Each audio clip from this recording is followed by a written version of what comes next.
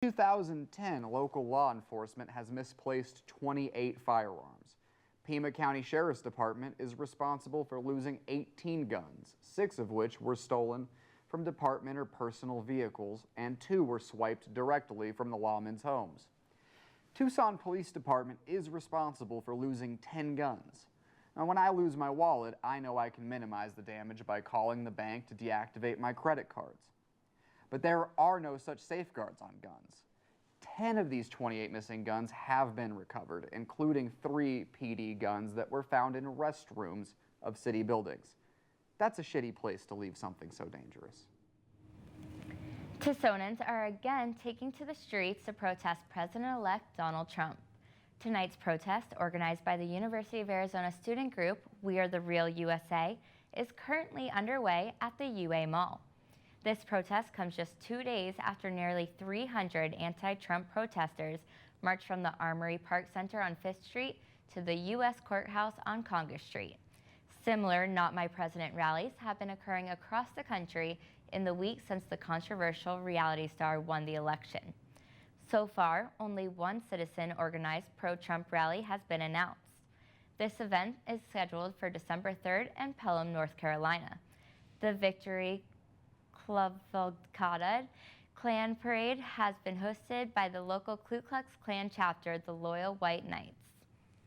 If you're unsure of what to write on your sign at the anti-Trump rally tonight, "Where's our money" would be a fitting choice. Trump still owes the city of Tucson $81,837 for event security for a rally held at the Tucson Convention Center in March of this year. The city informed Trump of the outstanding debt in a letter sent in September. Over a month later, Trump's lawyer, Donald McGahn, responded to the city of Tucson, informing them the Trump campaign did not request Tucson police to provide public safety at the event.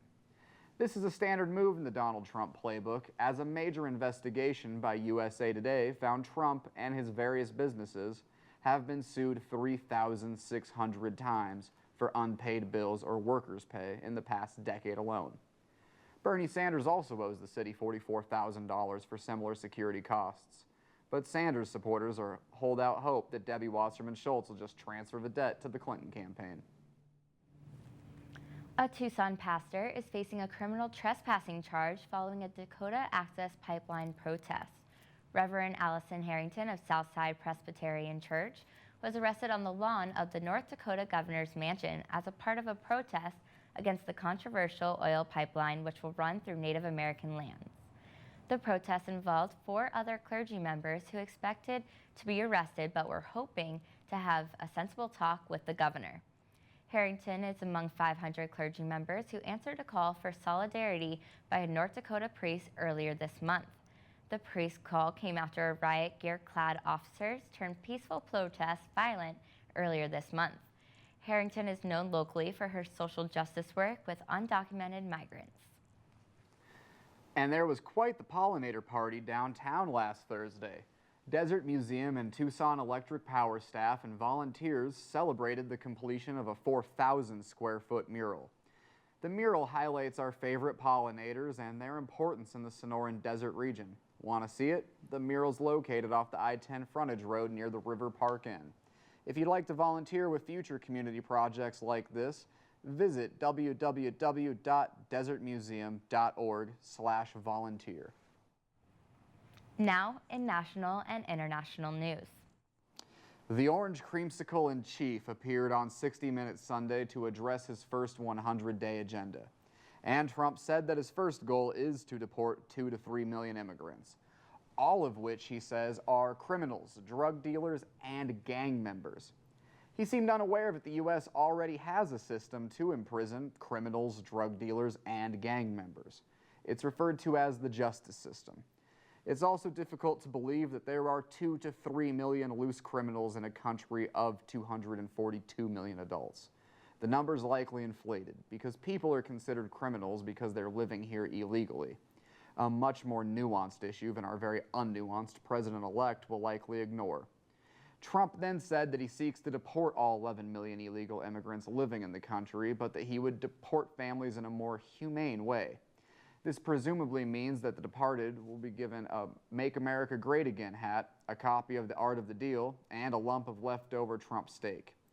The interview then moved on to the border wall, which is like Trump's Guernica. He says that no one is more qualified to build the wall, which he insists will be built from concrete and steel, easing concerns that the wall would be made of paper mache, duct tape, and toupee glue. The humble president-to-be said the quote, "I'm very good at this. It's called construction." Trump then told interviewers a few other words he's learned recently, such as agriculture, diplomacy, and humbleness, before expressing marvel at recently learning where babies come from. And the president-elect has announced the first of his cabinet appointments, sticking close to the Republican Party and disappointing some of his supporters.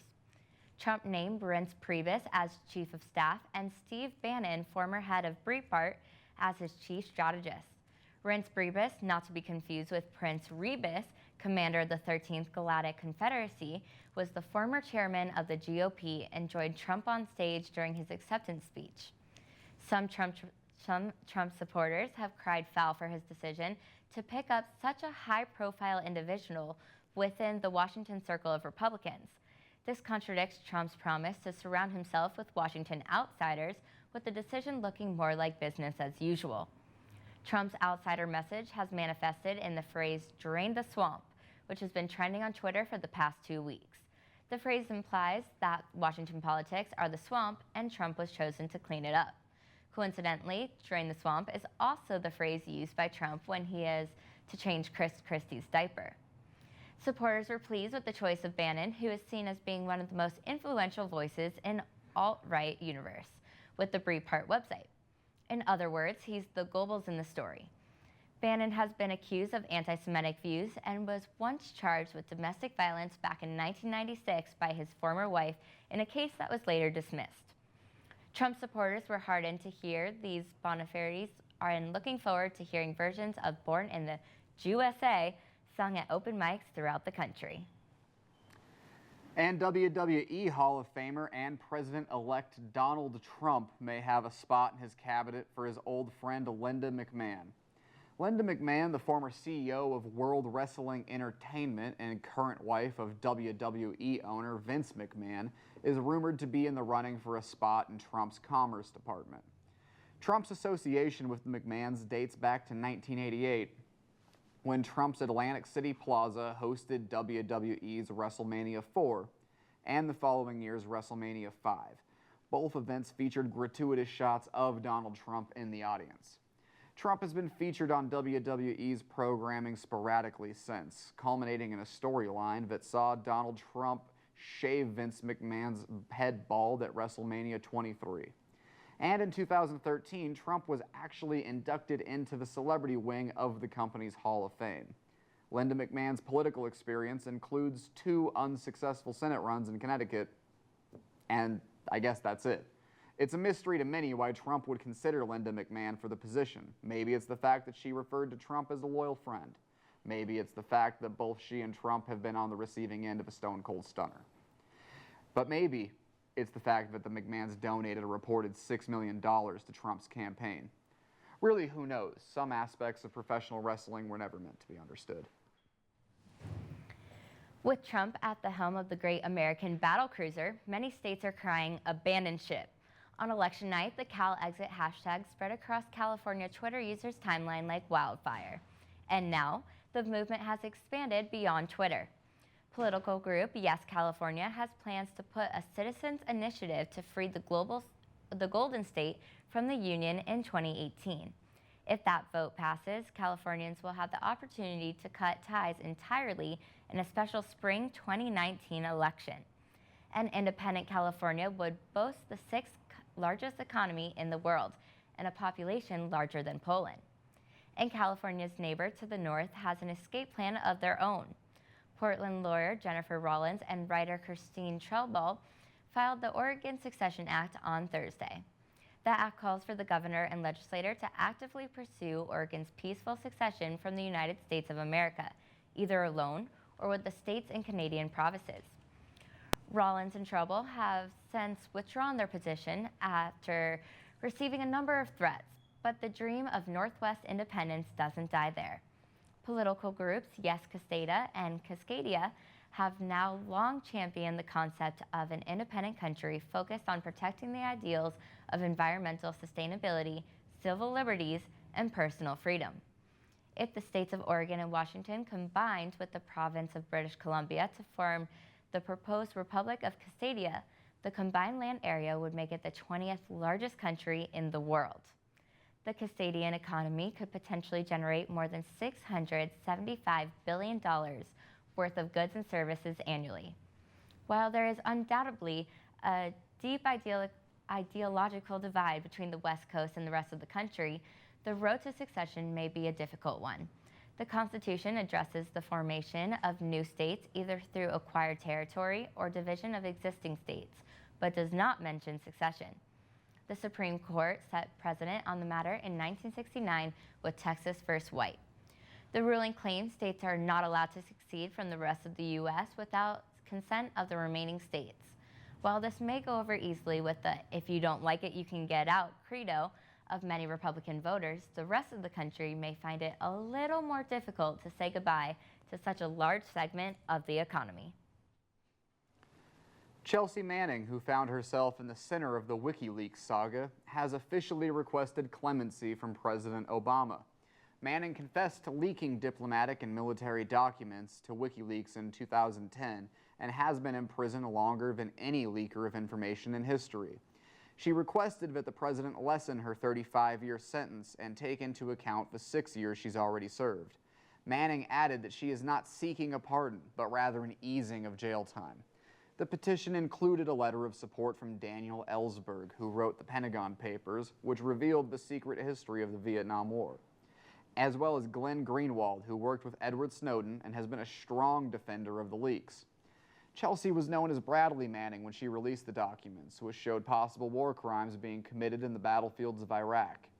The country is split on whether Manning is a traitor or a whistleblowing hero. The election of Donald Trump could prove to be a boon for Manning. Trump supporters unexpectedly hailed Julian Assange and WikiLeaks as truth-telling heroes after the leaks of the Podesta emails. But more likely, Republicans will go back to shaming the organization because they suckled all they could from the WikiLeaks teat. I wouldn't start packing just yet, Chelsea. After the first attempt at a peace deal died a little over a month ago, Colombia is trying again to mend the conflict between the government and armed FARC revolutionaries. The 52-year-old conflict was almost ended in October until it was voted down by Colombian voters. The war has been responsible for over 200,000 deaths and millions of people have been displaced. As part of the New Deal, FARC members who confess to war crimes will serve 8 years in prison and will perform community service. President Juan Manuel Santos has not revealed if the New Deal will again be presented to voters as a referendum. Fighting has resumed in Myanmar between government troops and members of the Muslim Rohingya minority.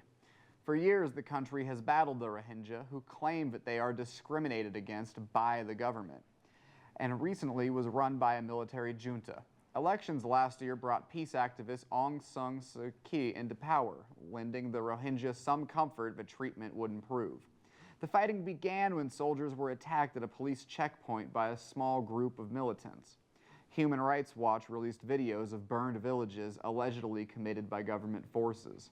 Attacking the Rohingya is a bit of a national pastime, as most Burmese dislike the group, viewing them as illegal immigrants from Bangladesh. Thank God we don't have those kinds of problems here. And if you missed the mega supermoon last night, tonight is your final opportunity until 2034. While regular supermoons occur roughly every 13 months, Earth's celestial sidekick is snuggled up closer than it's been since 1948. During this time, the moon appears roughly 14% larger and 30% brighter than the average moon. We encourage our viewers to go outside and gawk slack-jawed up at the sky like a misinformed YouTuber on chemtrail watch. Just not until after we sign off, of course.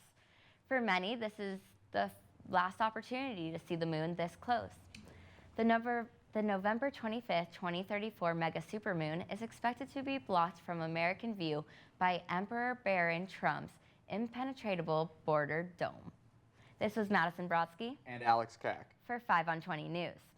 Next up, Ty Besh takes us inside last weekend's All Soul procession.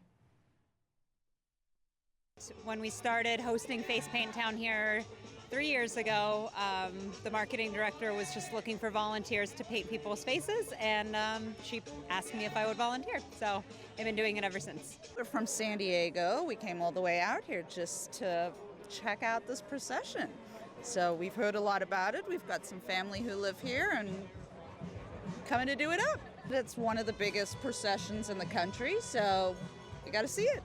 If you're from Tucson, it would totally make sense. The Hotel Congress is the heart and soul of Tucson and of downtown, and we're very immersed in the community, and we like to participate a lot in community events, and so this is just one of the many things that we do here, and it totally makes sense. We're the heart of downtown. The hotel's been here since 1919. We're the beginning of a lot of traditions in Tucson, and so it just makes sense for the hotel to be a part of it. It's part of Tucson culture that I've never participated in. I grew up on the northwest side, so I never really came down here as a kid, so sort of catching up to all those sorts of traditions. Hispanic heritage is really cool to see and experience. It's been my first time, so. I'm excited to participate in the procession because I am half Mexican, and All Souls, or Dia de los Muertos, wasn't something we necessarily practiced in my family, so I'm excited to practice that tonight. It's cool because I don't have to go to Mexico to participate in my heritage. I can do it in Arizona. I'm from Phoenix. And it's also exciting because I get to celebrate one of my dead grandparents, so that's cool. I'm gonna get one side painted, but I want Santa to bring me a toy robot. Yeah, and my mama is going to do her whole face painted. She never done it, but I'm going to do half side painted and this side not painted, just like you. I just love painting people's faces and talking to them and hearing their stories about the family members or friends that they've lost that they're honoring in the procession tonight. I think that's definitely my favorite part, is just hearing everybody's stories. We love Tucson, first of all, and really being a part of history. You know, we really feel that being a part of the procession, being a part of this community event it's rare that you're able to be a part of something that's organized yet unorganized. And that is the true excitement that we don't really have an opportunity to experience that often. Tucson has so much to offer. And for us, every time we come here, because we have family here, we're always experiencing something new. And, you know, for us, that's the exciting part. Me too. You too. Yeah. And I will have a little suitcase to put in. Yeah, that's cool. Yes, that's cool. She already has a suitcase. Yeah, but that Elsa suitcase is for camping. Yeah. And I have gonna get a makeup one to paint my face. Happy Monday, Tucson, and welcome to Tucson Art Talk on 5 on 20 News. I'm your host, Anais Quintella, and here's what's happening in local art. This Thursday, Dragoon Brewing will be re-releasing their Bicus Brown Ale and celebrating with a bike ride and bike art. The ride starts at Bicus at 5:30 p.m. and will follow a path to Dragoon, where you can preview art that will be up for bid at the Bicus Art Auction in December. $1 from every beer sold at Dragoon that night will be donated to Bicus. And on December 3rd, Cultivate Tucson will be hosting their 2016 Holiday Pop-Up Market from 9 a.m. to 4 p.m. For one day only, Cultivate will take over and reimagine an unused space to fill it with a pop-up market and community gathering space where the public can shop local and meet Tucson's independent designers and makers. Tickets can be purchased at cultivatetucson.com. And if you're like me, you're still trying to process the election last week. Tensions are high with protests around the nation still going on. In a minute, we're going to talk politics with my co-host, but first I'd like to highlight some art-related happenings inspired by our new president-elect. I'm not sure what the likelihood of the Donald making America great again is, but his chances of making protest art great again are looking pretty good. UK artist James Auster, who makes what he calls honesty portraits, has made his latest piece about Trump, who he describes as a pile of meat wearing a wig. He calls the piece Emotional Download and says it describes Trump's megalomania. And Houston artist Philip Kremer creates digital collages that remix faces. He said he created this image because he was, quote, tired of seeing his boring face and wanted something fun to look at instead. Another UK artist, Connor Collins, used Trump's own words against him by creating a portrait of America's next president, quote, made using only the racist, sexist, ignorant, and bigoted things he has said. There's also participatory protest art in the form of sticky notes popping up in different cities around the U.S. The organizers urge people to write about their emotions after last week's election results as a type of collective therapy. As our own form of collective therapy, I'm now going to open the floor to my other two co-hosts, and we're going to make some sticky notes and talk about our feelings. So how are you guys feeling about the election right now? You want to start with that one? All you. You got it. Tired. Yeah. I think that might be the collective feeling of the nation, though. Everyone was kind of hoping and looking forward to this thing being over. That's kind of all I heard for the last few weeks. Yeah. And now that it is, I think everyone wishes it was still going on. Yeah. Yeah. Okay, so I'm writing sick and blue because when I first found out, I literally felt sick to my stomach. I kind of felt like someone I was really close to passed away. I was actually at a coffee shop when they started calling it, when he started pulling ahead, and people were just crying and holding each other like strangers, and it was really crazy to watch. Yeah, but then afterwards, I'm gonna write love because here's what I think. No matter if you are a Republican or a Democrat, at the end of the day, we live in a democracy, and we as Americans voted Donald Trump to become our president. So since he was elected and we voted him, it is our turn or our time to accept him as our president and support everything he does, from the good things to the bad things, and we as Americans will make it through because we have made it this far, and I don't think we will go down like, I can't think of a good reference. Hillary won the popular vote change that opinion at all? No, I don't think so, because once again, we are part of, we know our laws. We know that we have the electoral vote, and that's how we decide things. It's made decisions in the past between past elections, and this is just another example of it. So it is what it is, and us as Americans have to accept it and support him and hope for the best. I think if we're, just writing feelings and ideas, I'd write respect. We had a lot of these conversations under George Bush. You don't have to respect the man, right? But you respect the office. And obviously, we're in that situation again because we have a president-elect who doesn't seem to respect anyone. Mm-hmm. So you don't need to respect that man. You don't need to respect the laws that he advocates for or tries to pass. And certainly you don't need to if they're not legal. But there is respect that the presidency itself carries. And I think, we have an opportunity in 4 years to get a different president. And we can reevaluate the damage or success of this, election at that time. So what are your opinions on the protests that are happening right now? Well, I think that a lot of people are protesting because of two reasons. One of them being because they think that somehow the protest will over-trump the decision that America made. And, well, I'm not going to say that there's two reasons. There's a few reasons. But at the end of the day, I think that everyone's really emotional right now, whether their party won or lost, and it'll calm down and go away. And then once he gets inaugurated into office, it'll come back up again. And then again, it'll go away. It will pass. And we just have to remember that there's more than just the president involved in making decisions for our country, because we have the Senate and the House who actually have a little bigger say than just the president. That's why we have our government, so that there's 3 branches and the 3 branches are made equal. So it's not that Trump can make a huge claim that we're all scared of and it's automatically going to become a reality. It has to pass through the Senate. It has to become. But does it at all intimidate you that the Senate, the House, the presidency, and then now possibly a lot of the Supreme Court justices will all be conservative? It does, but I don't think just because they're conservative means that scary change is going to happen. I do know that change is going to happen, good or bad. We will find out, but I don't think something scary will pass, at least not within these 4 years. What do you think Maybe if about he the gets 8 years. protests and the conservative controlled everything right now?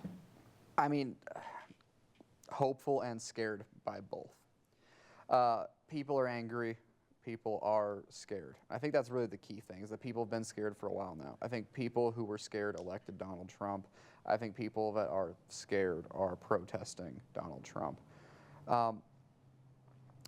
You know, I don't necessarily believe that these people, you know, are holding out hope that they won't have to live in his America necessarily. But I think it's important for them to have this avenue to peacefully, you know, voice their concerns. And of course, we're talking about a Republican-controlled legislature that doesn't necessarily get along with the president-elect. Right. You know, even here in Arizona, one of our senators has come out defiantly against him throughout this whole season. I think that the public pressure, the public demonstrations might be the left's one chance to make sure that the damage that they incur, or that the nation incurs from a Donald Trump presidency, is as minor as possible, that maybe this kind of show of popular opinion and force might get him to back off from some of his more extreme positions, or at the very least, prevent members of Congress and the Senate from going along with him. Yeah, I know that a lot of the protests have been violent and there's been destruction of property and things like that, but I also think it provides a really nice opportunity for community building. And I know a lot of it is to show solidarity with the minority groups that may or may not be targeted, which is good. They're expressing their use of freedom of speech. And with that being said, I wrote down thankful, because I'm thankful that we live in a country that we are allowed to have that freedom, and we are allowed to even vote for our president. There's so many countries that scary leaders are elected and they have no say in it because they don't have the right to have a say. So I'm thankful that we live in a country like this where we do have these freedoms to express and vote the way that we would like. And I think you brought up something really important there, that, you know, this does target minority groups a lot. And so for me as a white man to sit here and give my opinions on whether or not people should be protesting seems trivial. I mean, what am I really facing at the end of this? My stock portfolio might go down a little bit. The economy might be uneasy. I'll survive. Unfortunately, other people may not. Sure. And then my last question is about what you see, how you see the next couple years playing out. Do you think the two parties will be able to come together? Do you think the divide between them has grown too large and too deep? And also, what do you think the community should be doing on like a local level and an individual level? I think that even though the parties are very split right now and it's affecting friendships and relationships, especially with our social media postings, that we will come together as a country because we're the United States of America. And with that being said, our country has gone through so much heartbreak in the past few years between terrorist attacks and shootings and so much more, that this is the time more than ever that we need to stick together. We need to put our political differences aside. We need to put our religious beliefs aside and come together as a country, because that's what matters in the end. I think a quote that is really important to say right now is something that Lin-Manuel Miranda said during his Tony Award speech, was love, love, love. Because love is the key thing right now in the world, and we all need that love and caring and compassion for each other and for other human beings and beyond human beings, even for animals, like Harambe, for example. Everyone, he is still like a national character right now because he was shot in the zoo. And speaking of that, people actually thought it would be funny, and 14,000 Americans actually wrote in his name for the president. Votes than people that were actually on the ballot and alive. Which is kind of crazy. Yeah. So what's your prediction for the future? Americans will always fight with each other, but but they'll always come back. They always come back together. I think that sums up everything I can say on air. So you think that the two countries, or the two parties, sorry, could come back together? That's your hope? I absolutely think that there'll be something we have to. Okay. And this was 5 on 20 News with Ani Esquintela, and we'll see you right here tomorrow at 5.